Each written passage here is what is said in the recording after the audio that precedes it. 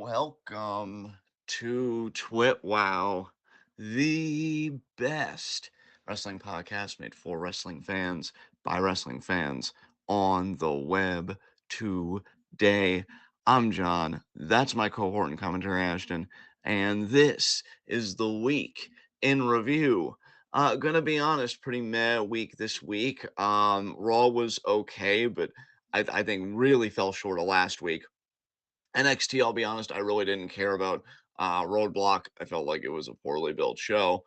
We know, though, that Stephanie Vaquer is kind of the unified champion, so Julia can unfortunately take care of her injury. And then SmackDown, I caught recaps of that seemed like a solid enough show, but really not too much to say about that either. I did catch up on Evolve, though, folks, with Ashton, and that is quite a good show. I'll have some positives to say about that. But yeah, what did you think about this week in the world of wrestling, brother? Yeah, I mean, it was pretty good.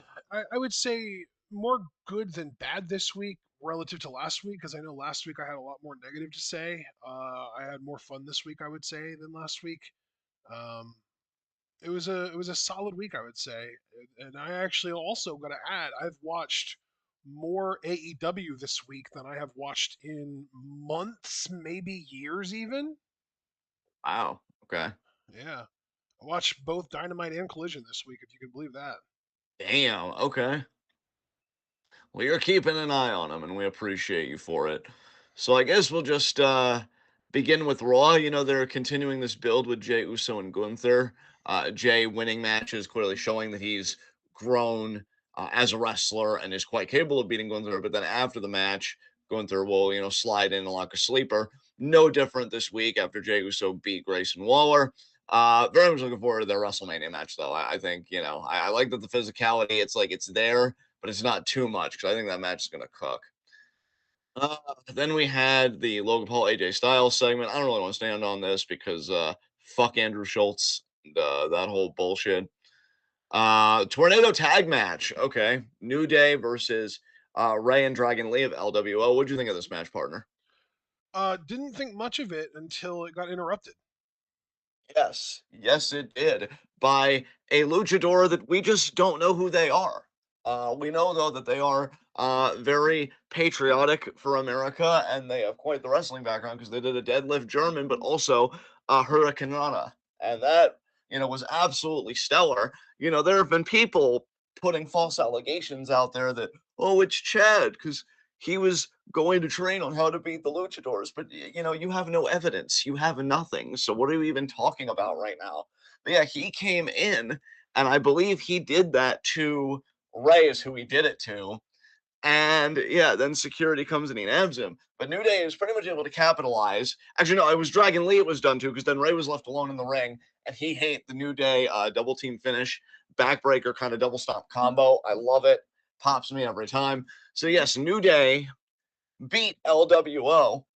And I don't know, man. I'm just really wondering what the plans will be for New Day at Mania. I'm just thinking Raw Tag Title matchup, but we'll see. You have any idea on who this luchador might be?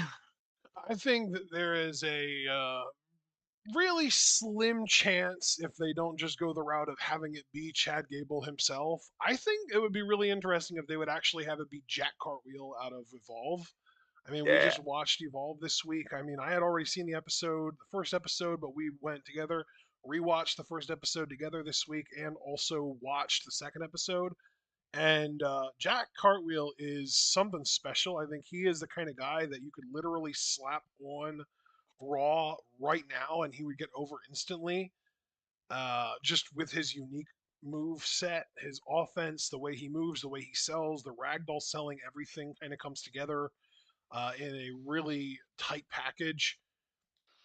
And yeah, I think it works out really well.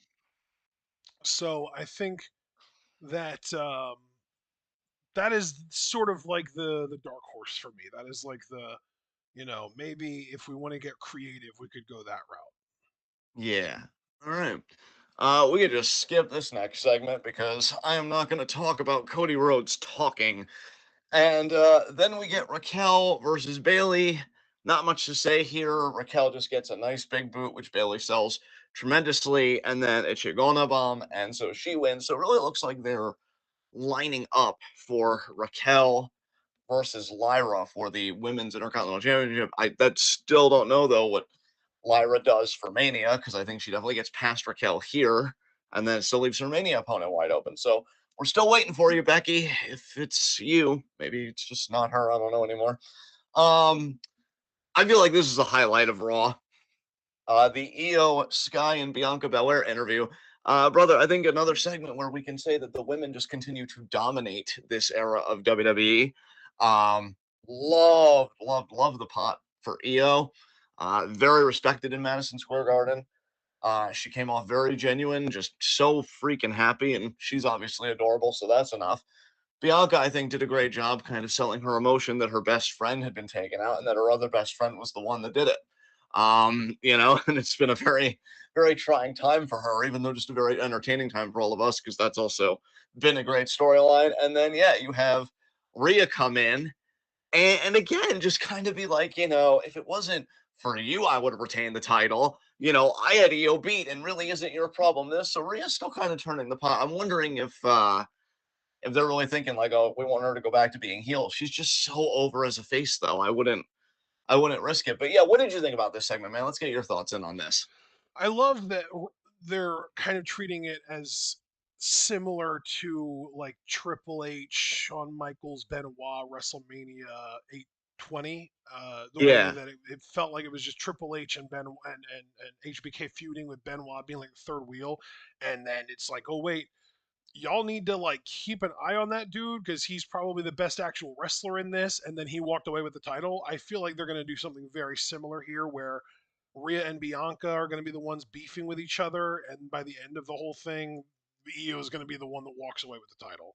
Yeah, that's really where I'm thinking it goes too, because Bianca's already eaten enough with this Jade Naomi storyline. Because I don't know, from what I heard of Jade on Friday, she doesn't seem too happy with Bianca either, which I found interesting. Because we know Bianca, she gave her blessing, in a manner of speaking, when Jade locked eyes with her last Friday, and she's like, "Yeah, beat that ass. She did it. So who am I to tell you? Who am I to tell you who you can and can't beat up?" But yeah, that triple threat should be amazing. Very much looking forward to that. I loved how it ended too, because they both, again, to your point, they're just taking Io out. That being Bianca and Rhea, they both pie face her at certain points when she's trying to break up the fight. And then It was Io, so fucking disrespectful the way they did it too. Like Rhea shoved her so hard it took her off her feet, and then yeah, Bianca shoved her really hard too. Like God, it was just so disrespectful. I hated seeing that, but I loved seeing I loved seeing Io rather, get some petty revenge in the form of those slaps to the face. those slaps were fucking choice. I was like, yes, Io, assert yourself. Great energy, man. I'm telling you, the really talented Joshi, I've come to find, just naturally get over as themselves everywhere. It's nuts. Like I was hearing even the crowd, Momo Watanabe in her match with Mercedes. Crowd seemed very receptive to Momo. Crowds loved Asuka for years, and I think Io is definitely going to have the same kind of legacy. Then we get our steel cage match, which, man, how overindulgent this was for me at times. I don't know, and we make this running joke a lot now that we might just be severed from this generation of wrestling fans, or we're the boomers, so to speak. But I didn't like that the taunting spots at the middle fingers while they're by the cage door, because to me, like you should always be looking to win a match like that. You don't want to stay in the cage for too long. So why not just walk out the door if it was that easy? Yeah. And obviously, I didn't care for the finisher fests. I did like the finish to a point, though. So we get Rollins, he takes Punk out with like a stomp, and Punk kicks out. And then Rollins goes to the middle rope and he does it to Punk. So he gets like a middle rope stomp. He's right by the door. He can walk out easily or pin him, for God's sake. I mean, Punk's fucking out. And he's just really staring at Punk. And I'm like, okay. And then all of a sudden, Roman Reigns grabs him from behind because the crowd gets significantly louder. And then, yeah, it's him. And he spears Seth, takes him out. Looks like he's going to stomp his head into the steel steps. I would have loved to have seen Roman actually imitate the stomp. That would have been interesting. And take Seth out, but security stops him. And then what does he see? Paul Heyman, who isn't exactly known for his I mean, dude, fidelity to his. you say you'd love to Yeah, see Roman imitate the stomp. We got a stomp from Roman. He that did is one to true. I Seth. should say, like, on that steel step, like Seth did, because I'm just wondering if it'd be just as brutal. But yeah, he actually does a pretty solid stop. I Yeah, just it was love how clean as into hell. himself Roman Reigns is.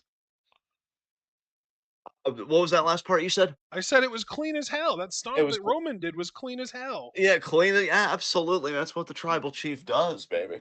So Roman, sees that, and then out of nowhere, what does he see? Paul Heyman, who again is not known for his fidelity to his clients, hugging and consoling CM Punk. So then Roman, having a completely normal reaction, by which I mean I would feel the same way, goes in there and he spears Punk, and he reminds Punk that Paul Heyman is his property or his wise man, and stay away. So yeah, now we've got a reason for Roman and Punk to feud because Paul Heyman's in the middle. Because if two people are fighting, it's definitely over Paul Heyman. Yeah. Uh, how did we feel about this, man? I thought the cage match was decent, but like you said, it was a bit of a finisher fest once you got to a certain point. I hate that CM Punk kicked out of a GTS into a curb stomp by Seth Rollins. Like, to me, you have someone kick out of their opponent doing their own finisher. Like, you could have Punk kick out of Seth doing a GTS, and that makes perfect sense because it's like, oh, well, that's Punk's move. No one else has perfected that move like CM Punk, and that's like the head canon kayfabe of it, and I get that. But for Seth to hit his own finisher on top of that and Punk to still kick out grosses me out personally. I hate that so much. Yes. Yes. I am the same way. I'm like, what is this? You've totally taken me out of it. I don't believe you anymore. You're lying to me. Get out of my face. So yeah, but the post match angle was fine, and that's I essentially mean, yeah, Raw. Roman is always ace. Just hell yeah, he is. He's ace because he got that face. All right. Then Roadblock. Oh man, I'm gonna be honest with y'all again. I checked out of this, so I'm kind of learning about these results for the first time. So maybe let's just glide over it because I feel like I'll have more to say on I will SmackDown. say I didn't hate Roadblock as much as I thought I would. Well, that's good. That's good. Yeah, So I'll tell I you what. went into I'll Roadblock fully expecting to just hate it unequivocally, and I definitely didn't. It had some highlights. There was some good stuff to Roadblock. Yeah, yeah. All right. I'm glad to hear that at least because yeah, we get the Hardy Boys versus Fraxium. I see here that the Hardys won. Was the match as indulgent and shit as you thought it would be, or was this not as bad? What did you think about this match? This match I did check out of. The tag match I checked out of. I had it on my TV, but I paid like 5 to 10% attention to it because I just knew what the result was before it happened, and it did exactly what I thought it would. Like, yeah, Yeah. the Hardy Boys of all people, the fucking 50-year-olds, beat Yeah.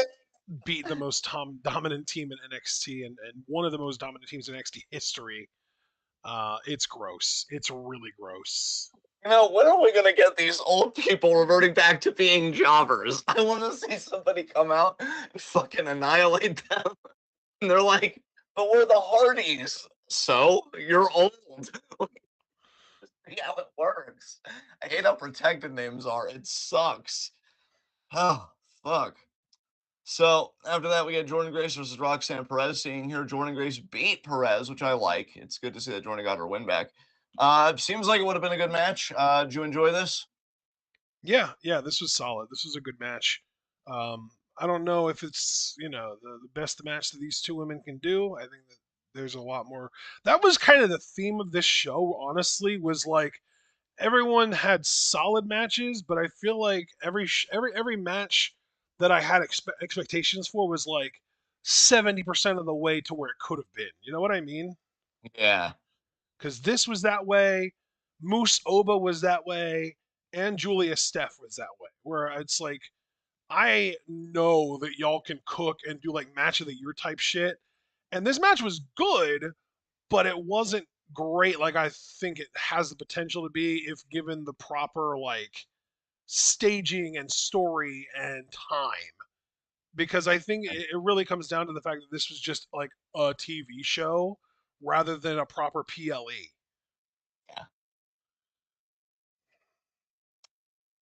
we see that they gave Obafemi a moment with the Undertaker.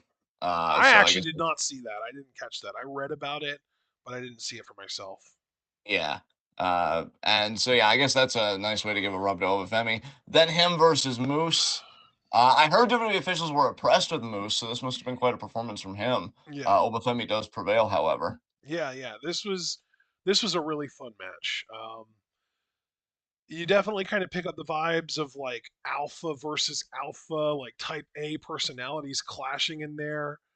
And to me, I think that they definitely booked it in such a way that made it feel very much like Oba was the bigger alpha, like Oba was the bigger, stronger, more dominant dude. Just because like you had Oba literally like lift Moose up over his fucking head and throw him, like it was crazy. Yeah, like Oba definitely came out of this looking really strong, in my opinion, and I love that because I love Oba. Absolutely. I mean, he's the future God King of WWE. His victims are the only ones that don't know it. So yeah, Moose can be put on that list. Obafemi beat him, so great stuff. Then we got Javon Evans versus Ethan Page in a New York City street fight. I have just totally checked Oh out yeah, of I this forgot feud. this match Yeah. happened. I think I was out of the room when this match happened or something because I don't remember it very well at all. All I know is that you guys in the Discord, and particularly I know Cliff was one. And I think Javaris was another. Really pop for Javon's offense here, to the point where he even got a springboard cutter while Ethan Page's head was like in a chair, and that sounds nasty. So I might actually have to go and Oh watch yeah, this actually I do match. remember that spot. Yeah, yeah, Javon sounds like he went crazy in that one, so I may have to check that out. But yeah, I do really think all signs point to Javon Evans versus Obafemi at Stand and Deliver. Which That's what is I'm where hoping we for. wanted it to go the whole fucking time, and it just feels like Sean pulled some Tony Khan level shit with the fucking scenic route to get there. Yeah. Damn it, Heckenbottom. Um, After that, oh yeah, these masked guys, continue their assault here, and they lay out Yeah, they Javon. did attack Javon. That's right. Yeah, I'm really curious. I mean, maybe Dion Lennox would be at Stand and Deliver. We don't know, or maybe both of them. I I can't would say. not be upset if we got a triple threat between Oba, Javon, and Dion. That would be incredible. That would be Dion being in that kind of spotlight. Yeah, That gets me excited. right? Gets me excited. That's what I'm saying. All right, all right.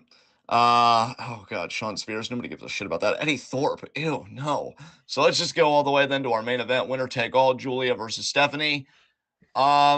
I guess I'll just hand it to you, man. We know obviously Julia lost. She has to go take care of her injury. They did How was protect the shit out of Julia, and it is really unfortunate that Julia is dealing with whatever the injury is. I've heard that it's hand related, so I'm wondering if maybe something about the wrist injury that she suffered in that match in Money Gold with Sari just never healed up properly, and they only just found out about it recently.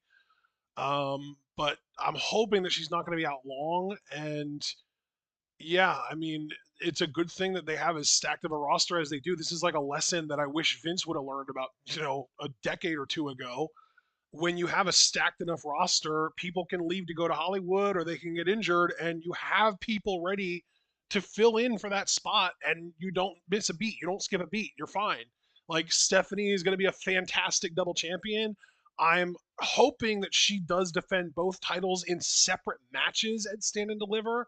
I hope one of those matches is against Jada Parker and maybe the other one is against Jordan Grace. That would be the ideal scenario to me, is like North American Jada, World Jordan. Maybe she drops the North American to Jada, but keeps the world title. A successful defense against Jordan, maybe. That I think is my ideal scenario, maybe. Um, that that's just a projection, but we'll see how they end up building it because there are different elements at play. going to be very interesting how they handle Stephanie with both titles. I mean, we know Jada Parker wanted the winner of that match, so I have to imagine that they are going to be planning something with Jada and Stephanie. Yeah, and What that's is the up? other Yeah, thing too, is we know now because of that Jade is going to be involved in something. I just don't know if Jada wants the world title or if she'd be willing to set her sights on the North American Women's Championship. That's kind of where my mind is at. I don't know, man. Yeah, All right. it's Well, interesting Definitely, definitely. All right, on to SmackDown. Oh God, yeah. Let's just skip the LA Knight segment. That's fine by me. Yeah, ass Um, stick can go fuck himself with the stick. yeah, yes, yes. God, he sucks. Yeah, and oh God, Jimmy Uso wants the U.S. title. I mean, you know what? It's kind of perfect for the moment we're in right now. Just Bro, let all the I gotta suck tell talk you, get I good. don't know. I'm assuming you didn't watch SmackDown super intently, if at all. Yeah, no, it wasn't a very in-depth one. Again, I recapped on YouTube Yeah, personally, so so yeah. there was a point during Jimmy's promo where Michael Cole, I think, no, it wouldn't. It couldn't have been Cole. It was Joe. It had to be Joe. Was like, oh well, Jimmy and Jay are perfectly identical. It's just Jimmy maybe hasn't had the same opportunities as Jay. And I about puked in my fucking mouth. Yeah. Damn you, Jimmy Uso. Just because they share DNA does not mean that they share work ethic. Like, yeah, that's true. Solo Sokoa interrupts with Jacob and Tomatonga, and they're also looking, particularly Solo, looking for a U.S. title opportunity. Yeah, they're trying to elevate that title, but it's on LA Knight again. You're devaluing it. So, like, we're just gonna keep playing with the thermostat here. Like, what are we doing?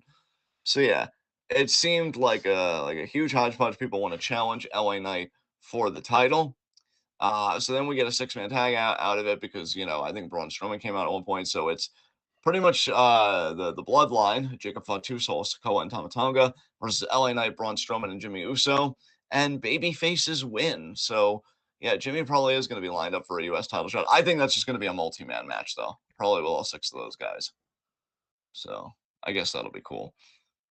Jada had her interview. I like the emotion that Jade showed in this. I thought Jade did really Yeah, well. I'm glad you clarified because it sounded like you said Jada, like I Jada think I Cargill. even made that mistake. Yes, Jade Cargill was interviewed. Don't want to get that mixed up.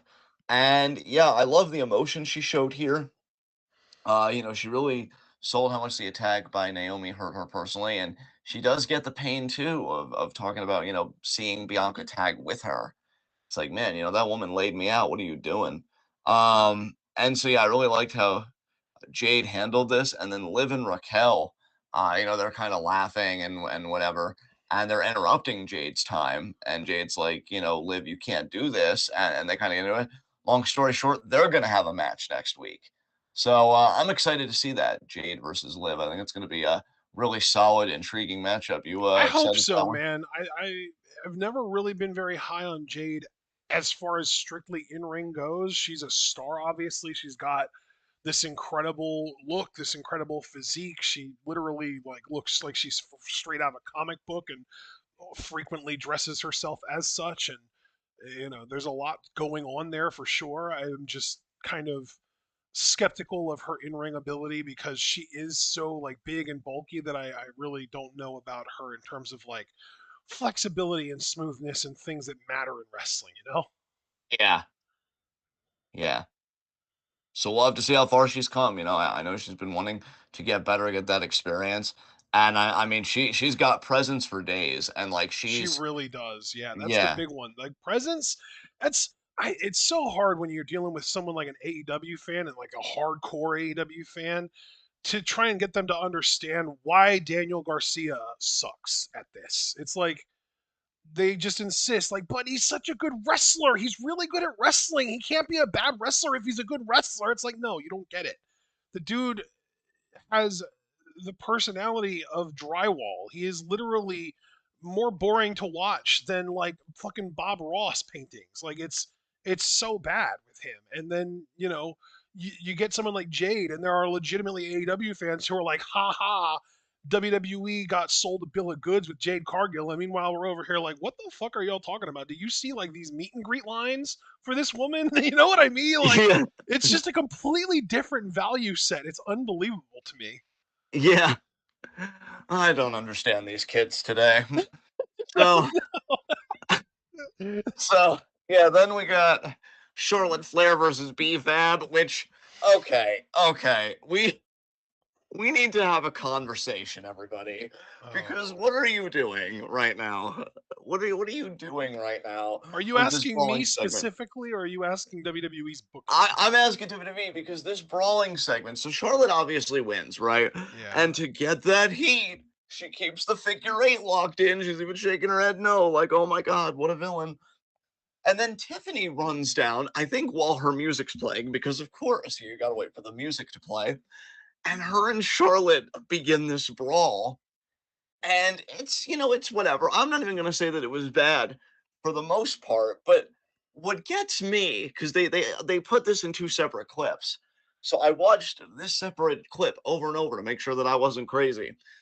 They have a Miz TV segment. Not really much to say there. I mean, Miz is like talking, and he cuts off Cody's song, which should make him the babyface. And then Cody hit a crossroads and said, "Unless your name's John Cena, I don't want to talk." And that's when he plugged Raw this Monday. So that's going to be at 3 p.m. because I know they're going to be in Europe.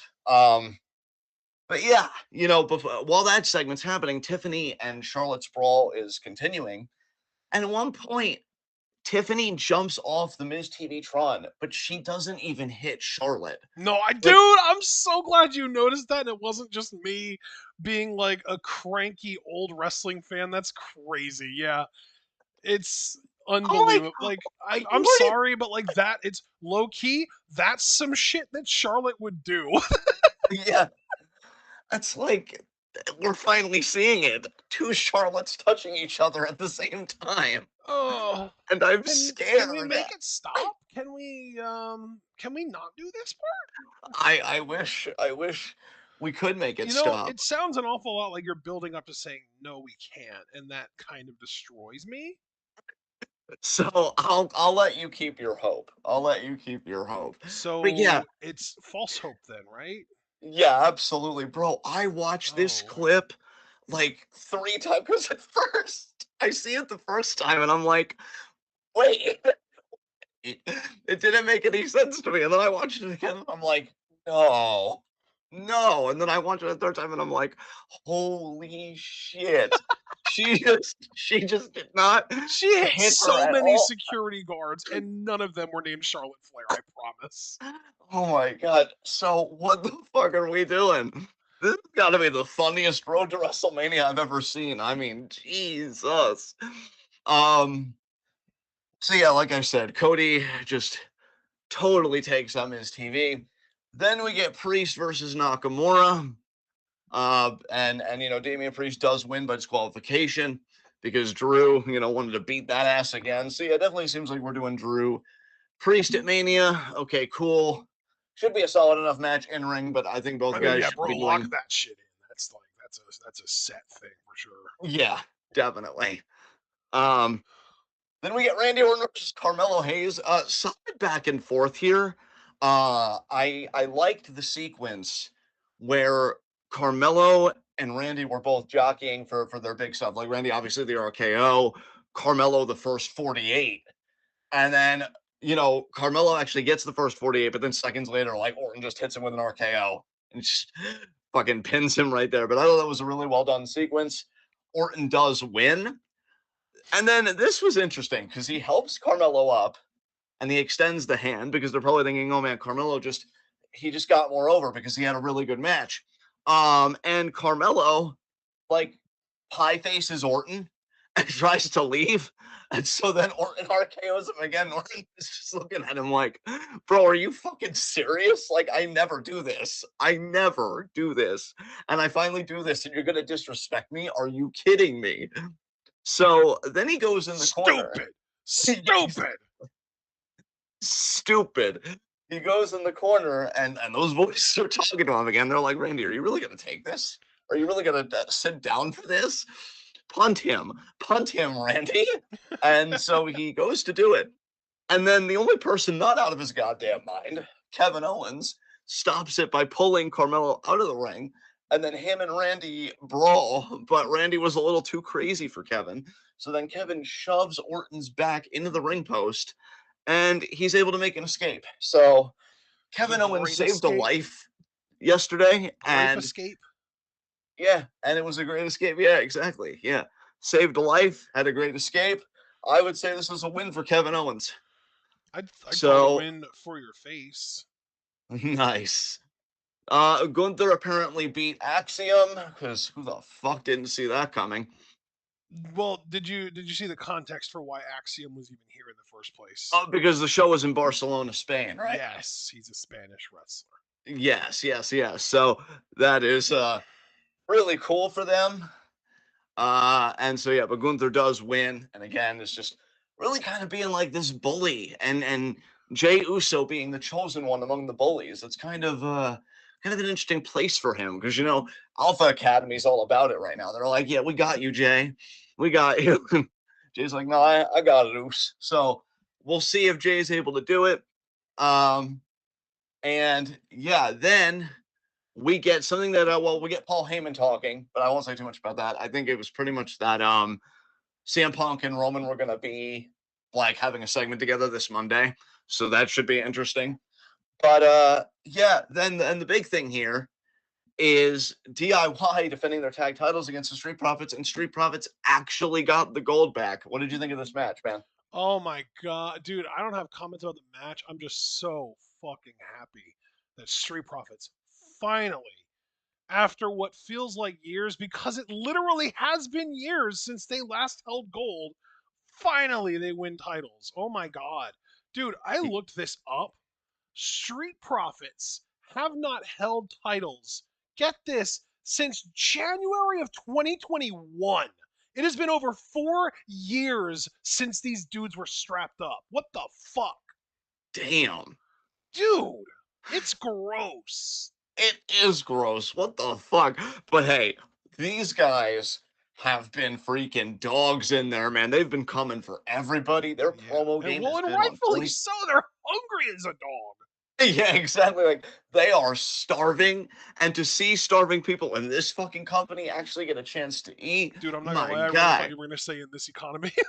Yeah, and that too, terrifyingly by the day. But yeah, yeah, in this company, that's good for them, man. Props to the Street Profits. Congrats to the Street Profits. You love to see it. New SmackDown Tag Team Champions, and that's SmackDown. So I guess we should just talk about our Evolve experience together. I mean, more so episode 2 because you already saw episode 1. You called me up Well, on I, episode I 1. still think it would be good for you to talk about your personal feelings on episode 1, and then we can just cover episode 2 together. Yeah, I mean, episode 1, I liked from what I remember of it because the big thing I remember is Kendall Gray and Carly Bright's tag team matchup. But I already forget the names of the two other women, unfortunately. I know it's going to take me some Oh, time. so the Philippi woman that I said reminded me of ODB was Danny Palmer, Danny Palmer, right? and then the really big, strong black woman was Callie Armstrong. Yeah, Kelly Armstrong was good from what we could see. I'm really looking forward to seeing her in another singles match because they did a little bit of an angle with her because Palmer ate the pin. Yeah. And Palmer was crazy. Palmer really did some insane stuff in there. She's definitely got bunnies, in her feet. It's crazy. But yeah, Callie Armstrong having this angle where she's like, I didn't get pinned, I didn't lose. And then somebody made a comment about her match like on episode 2, and then in the letter segment, Callie was like, "Oh, she wants to talk about my match or whatever." So seems like they're going to be on a collision course for a one-on-one matchup. So that was cool. But yeah, that main event of episode 1, man, that was That crazy. six-man tag, right? Yeah, that six-man tag, Yeah. folks. Let me tell you about the team that all of your daughters are going to be going out with soon. It's Swipe Right, man. It feels so good to get back to fucking basics, doesn't it? Yeah. Just this team that are douchebags, not because they need therapy and are abusive or because they're traumatized. No, silly. It's because they're hot and they know it. Sometimes simplicity is key. And I really appreciate that. Dude, And who it's did they such a breath of fresh air in a world where MJF heels reign supreme. Yes. My Yes. God, I don't need you to scream in my face and tell me how fucking awful I am and just fucking reek of insecurity all the goddamn time. Be a douchebag because you actually think you're better than everyone else rather than spending all of your time trying to convince everyone because you really need to convince yourself. Yeah, I mean, bro, this is just a callback to those legendary, narcissist gimmicks, and tag teams, the Midnight Express Rick and teams Rude. like that. I'm like, oh, Yeah, I Ravishing, just yeah. Did you hear what I said? I said Rick Rude, ravishing Rick Rude. oh yeah, Ravishing Recruit. Yeah, yeah, dude, Who absolutely, who absolutely. I mean, these Rob guys are Conway throwbacks. when he had that one gimmick? Oh, dude, that gimmick was amazing. I was here for Rob Conway, fucking handsome man in the world. But yeah, that was amazing. Swipe Right was great. And then who was their tag partner again? It was Jackson something or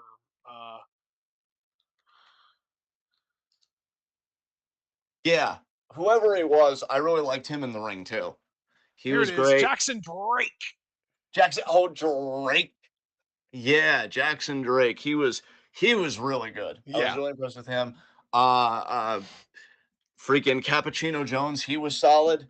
I Dude, can think I he just did. say Jackson Drake kind of gave the vibes of like the handsome guy who fits in at the fraternity but isn't really experienced at all of these shenanigans that these guys are doing. Yeah, exactly.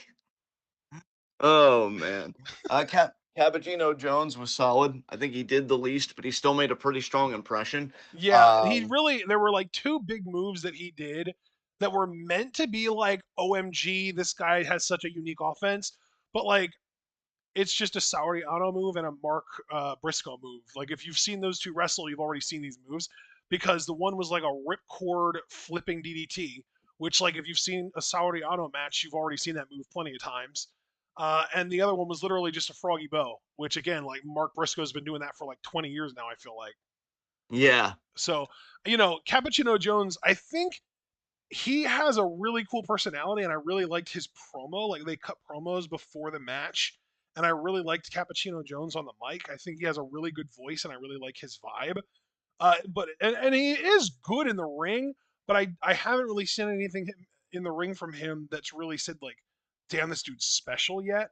I think he's going to make his money with his personality, which it seems to me like he has plenty of, so that is a good thing. yes, yes. Jackson Cartwheel was insane. Jack Uh, Cartwheel is really fun, yeah. Yeah, Jack Cartwheel. I think what I said to you, because I kind of gave a running commentary of my thoughts when we watched these together, because I know you wanted my real time reactions. I said that he really reminds me of one of those cruiserweights that you would have seen in like 2002 to 2006. Just those guys that really, what they do just looks amazing. And I think the big compliment I gave him is, this kind of style that he does, it does dominate the industry right now. And I don't know how many more spots you could do or whatever to push what's already been done. But this guy takes what we've seen him before, but he makes it feel like new. I don't know. I really, really like this guy's energy, and for him to make me vibe with this type of wrestling, when again it's just everywhere today, I think is a huge compliment. And then their tag partner was Sean Legacy. Sean Legacy. He was His also solid. superstar, Sean Legacy, actually. He has the nickname Superstar. Yeah, yeah. No, I mean all six of these guys looked great. I already kind of want to see Swipe Right in the NXT tag division. I hate Fraxium so Dude, much.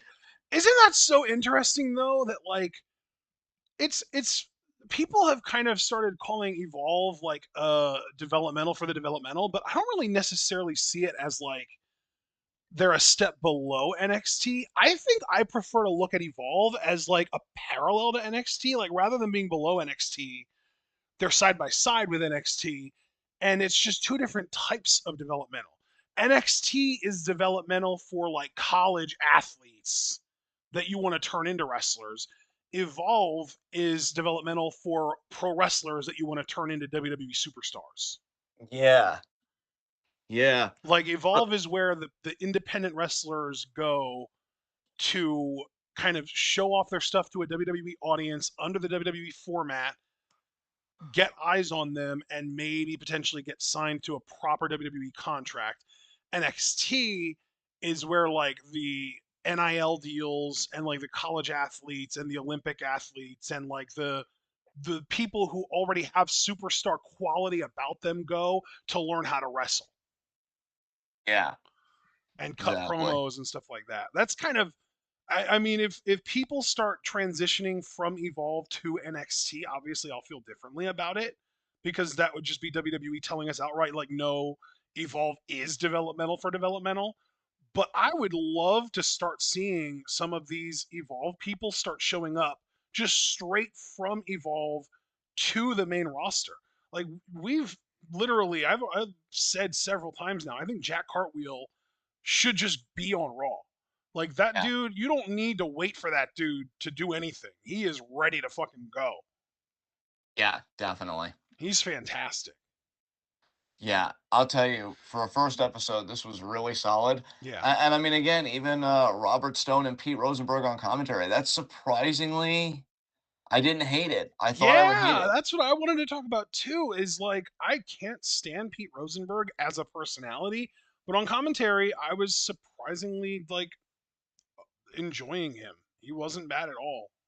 Yeah, absolutely.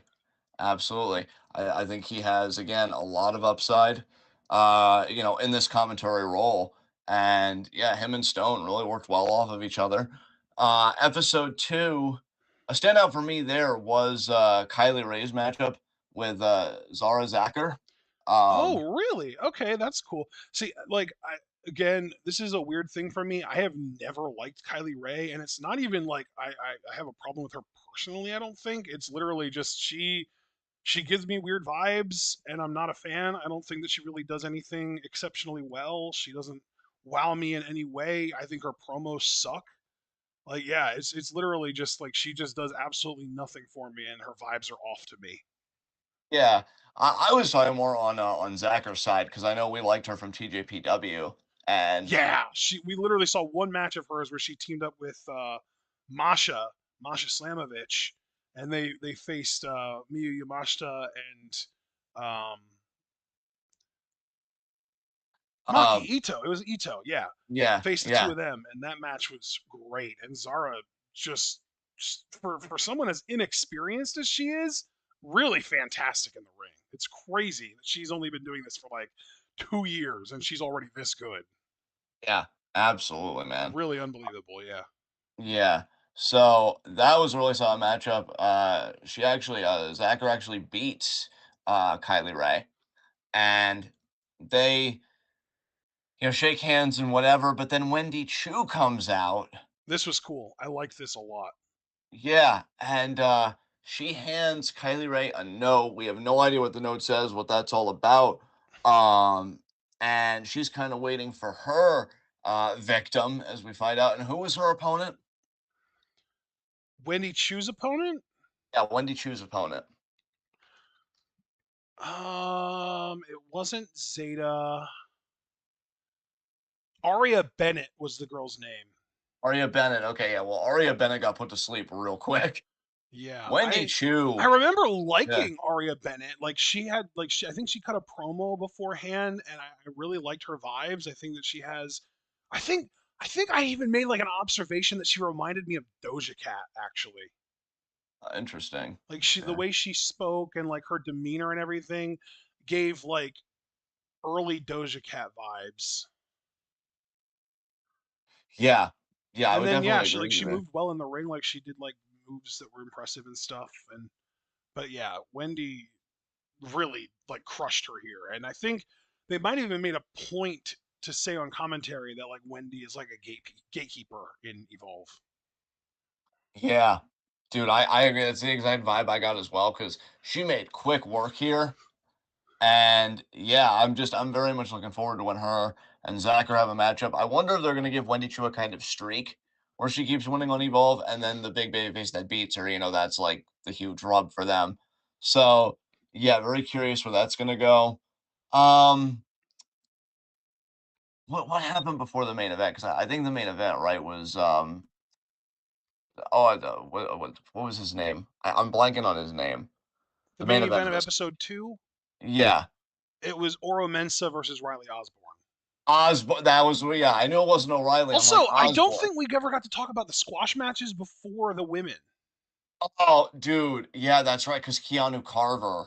And Yeah. Harlem Lewis. Harlem Lewis went first, and he destroyed Braxton Cole in like a minute. And then he was talking his shit about how no one in the locker room can touch him. And then Keanu Carver came out, and they were like talking their shit at each other. Keanu Carver got in the ring and squashed its gall in again like barely over a minute. And so we're clearly building to something between Harlem Lewis and Keanu Carver, and that excites me because those guys are both studs. Yeah. Absolutely. Absolutely. Keanu Carter especially impressed me. Harlem Lewis, though, he wasn't fucking around. I mean, that Dude, he was has got like crazy. a Goldberg build. That dude has got the Yeah, fucking build to beat the band. Like he is legit like rocked up. yeah, absolutely. I completely agree. And yeah, even Osborne versus Mensa wasn't bad. And I like the finish. That falling wheel kick Mensa does is legit. So Yeah, it looks yeah, really but then cool. we end the episode though with Gallus, and I'm like, oh god, like Gal, ew. dude, like, why are they here? Anyway, it's whatever. So yeah, that was Evolve. Very strong impressions from you guys. It's a great show. It's on Tubi. It's free, so I would definitely check it out if you want some quality wrestling. And the shows fly by. I'll tell you, they're really Yeah. not that long. They're like 40 some minutes. Goes by super quick. And so yeah, I guess beyond that, did you do any extra? Oh yeah, you said you watched Dynamite and Collision this week. So walk us through that, man. How was it this week? Yeah, I did. I watched a lot of AEW this week. Um I think I really I don't know if I'm going to be able to keep it up. Let's just put it that way. I don't know if I'm going to be able to like maintain the pace and just keep watching it every week because I'm realizing with the attempt, like with the effort that I'm putting in to watching these shows, that it is really just not a product that is made for me at all. Yeah, There's definitely good. I definitely do get some level of enjoyment out of it, but if you enjoy, I think we literally had this conversation last week about NXT specifically. If you enjoy 60% of the product, but the other 40% puts you in a bad mood, that's not worth watching. And I mean, that's not quite AEW for me, at least not this week, but like it's close. You know what I mean? yeah, I actually ended up making a whole thread basically giving my thoughts on Dynamite this week, where I did like pros and cons. So just to kind of briefly go over everything that I put down, I'll just start with the cons first to get the negatives out of the way. Ricochet cut a really shitty promo. I hate Tony Storm's timeless gimmick. I think her promos are shit and cringe inducing. MJF looked like Donald Trump ass, like orange face out the ass. Billy Starks, I think, sucks on the mic and really just in general because I also think she's not very good in the ring. She's too Gen Z for my millennial ass was basically my exact wording. yeah. Will Ospreay cut a horrible, horrible promo. Legitimately one of the worst promos I've ever heard. He took us down this whole like thought process of his wife being angry at him because he did something off the top of the cage, I guess, on the pay-per-view or something. And after promising her that he wouldn't, and then he continue to do his bullshit where he will say something and then ensure that he finishes whatever promo he's cutting with because I'm Will Ospreay and I'm on another level. Like that's literally he finishes every promo with that line now, and it's really fucking annoying. Um, and then we got MJF verbally burying Hangman Adam Page, who literally had just beaten him at the pay per view like a few days prior. Again, really weird that we're having MJF bury a guy that beat him. Like, what the fuck are you doing? Um, and my last con was Orange Cassidy beating Hechicero because they literally went out of their way on commentary to point out the fact that Hechicero was 4-2 in AEW in singles, with the two losses being to Brian Danielson and MJF. Oh, jeez. And then Orange Cassidy beats him. Like, Jesus Christ. Nothing means anything. It really feels that way. But okay, so then to get to my pros, because obviously it wasn't all bad this week. Moxley did still cut a really good promo. Moxley's promo game is still fantastic, which is a pro, but it's also kind of a con because Moxley is leading a neo-Nazi faction, and so anything positive that I have to say about him is me saying something positive about somebody who's leading a neo-Nazi faction. So like you're platforming this idea, and that's a bad thing, no matter what. Yeah. Um, there was a really good match between the team of Brian Cage and Dralistico and the team of Powerhouse Hobbs and Hologram. I fucking love Brian Cage still. I fucking love Powerhouse Hobbs, and both luchadors cooked. It was great. Um, Tony Storm's promo was interrupted by her getting attacked by Megan Bayne. Love to see that. Yeah. Speedball Mike Bailey is now in AEW. I'm sorry. Were you about to say something, bud? No, I was gonna say I'm very happy for Megasis Megan Bane. I think it's really cool for Yes. her that she's finally getting Yeah, that kind of shine. But continue. absolutely. Yeah. So Speedball Mike Bailey is now in AEW officially, and he won his uh, first match in AEW to get into this sort of four-way finals to determine the number one contender to whatever title Kenny Omega has right now. I genuinely don't know what the name of it is. It's probably the national title. It could be the continental title. I genuinely don't fucking know. They have too many mid card titles. Um, Takeshita came out to interrupt the Max Caster promo and literally squashed him, like squash match, full on. It was great and it popped me. Willow Nightingale had a match that she, I believe, won. I think she beat Penelope before, but then Penelope attacked her after, and Megasis came out. Or I don't remember. Something happened where Megasis came out while Statlander and Willow were both out there, and Megasis took them both out by herself, and it was great. It's And then awesome. just again to kind of come back to Hechicero, who is the guy that lost to Orange Cassidy in the main event. I had never seen him before, and I thought he was awesome. Really, really good talent, which kind of also is like a backhanded compliment because he fucking lost to Orange Cassidy in the main event. Like, really cool talent, really unique looking luchador, really cool, talented guy, and you have him losing to bland ass guy with his hands in his pockets wrestler. Yeah, that doesn't seem like the smart move. So those were my thoughts on Dynamite this week. I did watch Collision, but I don't have notes on it. I guess I could pull up some results and just kind of talk about what I care about in the results. I mean, the show ended over an hour ago, so you would certainly hope that there would be some kind of detailed results up. Here we go. Ricochet versus Shibata happened. Ricochet won. Ew. The Murder Machines had a really good night actually on Collision. They kind of dominated. Um, so they were backstage, and they are actually teaming up with Mark Davis now. I don't know if you knew that. I think we kind of talked about that a little bit last week. But the three of them were like destroying people in the back, like backstage, Yeah. and this was really cool. I really like the Murder Machines. They're really fun.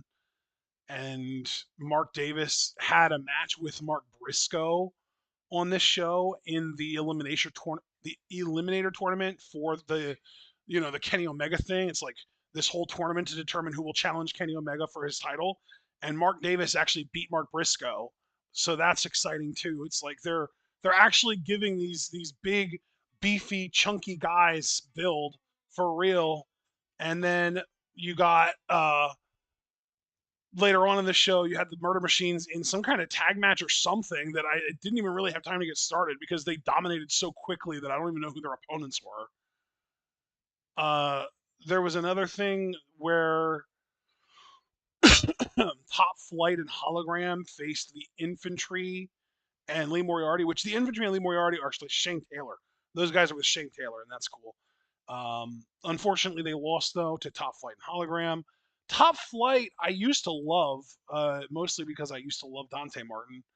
But unfortunately, I think that when Dante Martin fucked up his lower leg and ankle, I think he lost a lot of mobility and he hasn't really been the same since. And Darius Martin was never as exceptional as him in the first place. So those guys just don't stand out anymore, and it's really unfortunate. I, Megan Bain beat the shit out of Thunder Rosa. oh, nice. So they really are building Bane up. That's cool. Dude, Bain is Tony Storm's next challenger. Yeah. So it's just nice to see how they're prepping her for that. Because Yeah, I don't expect her to beat Tony, but hopefully she has a really good showing there. But yeah, that's really cool. yeah, and unfortunately, FTR did beat the Undisputed Kingdom in the main event. Of course, everyone's going to jerk off about that match, but it was all right. Yeah. Oh yeah, I Yeah. will It's say though, Adam Cole and Daniel Garcia were both on commentary for this match, and all I heard was Adam Cole was on commentary for this match because Daniel Garcia is so fucking bland. He blends into the background. Yes, yes, that's exactly correct. All right, so beyond AEW, any extracurricular for this week? Nope. All right, let's open up the forum for questions. Q&A, everybody. Yeah, that's a very good question, Devaris. What are I they know doing we with did Jamie Hayter? recently get a report that Jamie was doing something about a green card Okay. or a visa. I think it was a visa, not a green card. Yeah, that's She was right, getting her right. visa sorted out, so she was back in the UK to work on that. I don't know how Caster long that Sales on takes. Dynamite. MVP gave his card to Maxwell. What do you think of MJF and the Hurt Syndicate teaming up? I'll tell you what I think of it. I think it sucks. I think it hurts the Hurt Syndicate. They're way too cool for MJF's dweeb ass. So I kind of hope they stay away from each other, but it's AEW, so they won't. You have any thoughts on this? It is pretty fucking nonsense that what we could very easily interpret as a black power faction is out here just throwing out invites to the dude that's like got this long history of like Jewish identity and that being like a main part of his character. Yeah, yeah. I don't know. Maybe MVP is like, look, he's rich and he's successful. That's the real criterion of the Herd Syndicate. It's like, well, damn, I liked you better the other way. What the hell is this? So yeah, they'll probably join forces, and I'm just very mad about that. Any other questions?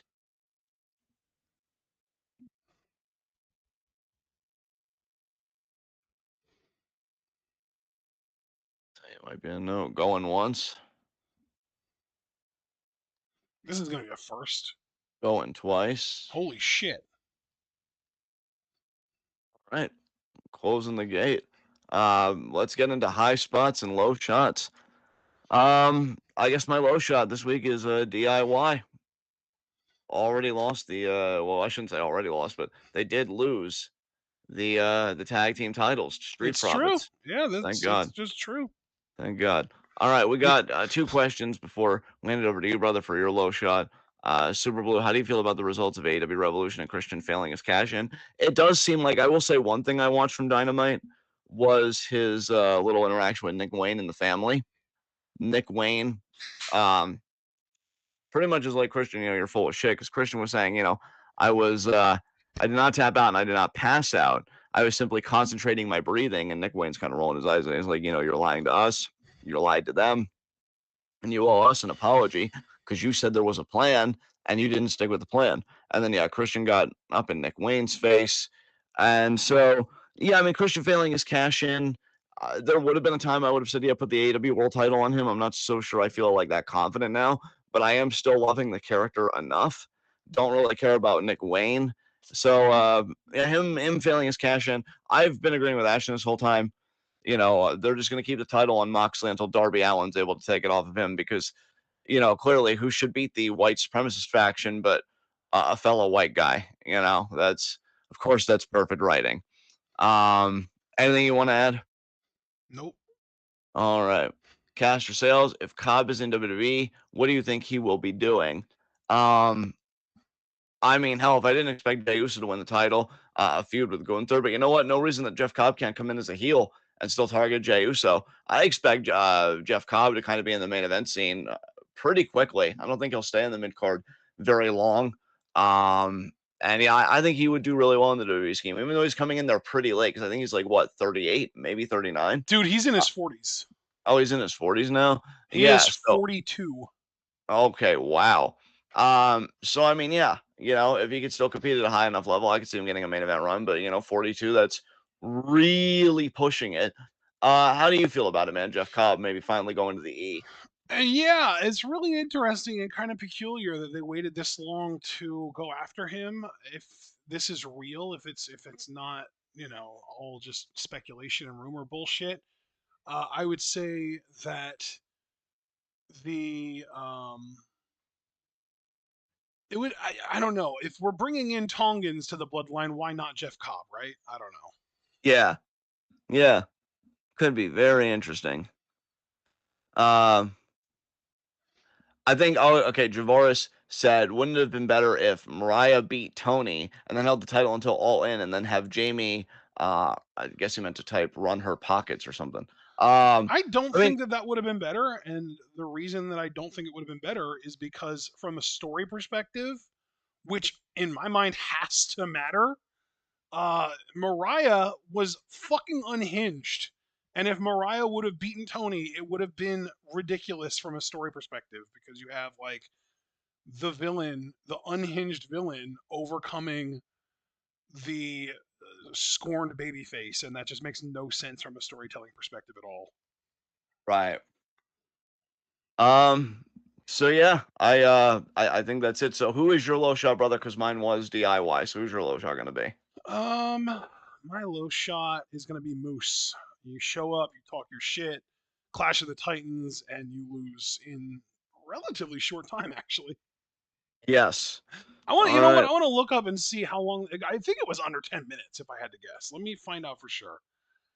NXT.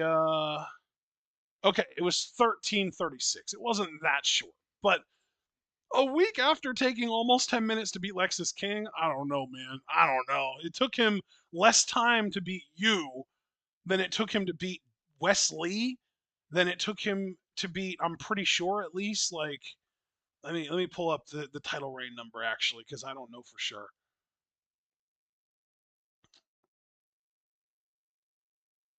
Oh, this is his second reign, that's right. God. No! Oh, you know what? When I say Wesley, that's me thinking of Trick. No, Okay. that's me thinking of Oba's. That's what it is. That's me thinking of Oba's North American title reign. Okay. Son of a bitch. Okay, yeah. So yeah, he beat uh Wes in 1619, and he beat Tony D the first time in 1346. Those are both longer matches than Moose. Okay. So yeah, that's a thing. Yeah, I guess my high spot, I'll just keep it simple. Street Profits. They finally got the tag titles back. Well fucking deserved. Who is your high spot? Stephanie Vaquer. She's double champion now. It's unprecedented in NXT because there has only been two women's championships for a certain amount of time, and that North American Women's Championship has only ever been on one person, Kalani Jordan, and very, very recently was on Fallon Henley, but that's it. Yeah. Yeah, so Stephanie, we'll have to see how she does with it, with the both the North American Championship Women's and yeah, NXT Women's Championship. All right. Well, that was the show for this week, guys. Thank you very much for tuning in. Be sure to leave a like as you file out, subscribe, click the bell icon for notifications so you miss any of that TWitWoW goodness. Check out everything we're involved in the description box. Follow us on Blue Sky and Twitch because we are the best wrestling podcast and all the IWC. And we will see you Monday at 6:30 for TJPW select match reactions from Grand Princess 25. So yeah, it's going to be very interesting. We're going to be checking back in with TJPW, and hopefully that show goes well. All right, guys, and don't forget for those of you that want to watch Raw, it's going to be at 3 p.m. Eastern time this Monday. So just remember 3 p.m. Eastern time because I know that's quite a Oh difference. my God, that's right. I actually did forget about that. Thank you for the reminder. Absolutely. All right, guys. So until then, enjoy the rest of your weekend. Be good to yourselves and each other. Tune in. Peace out.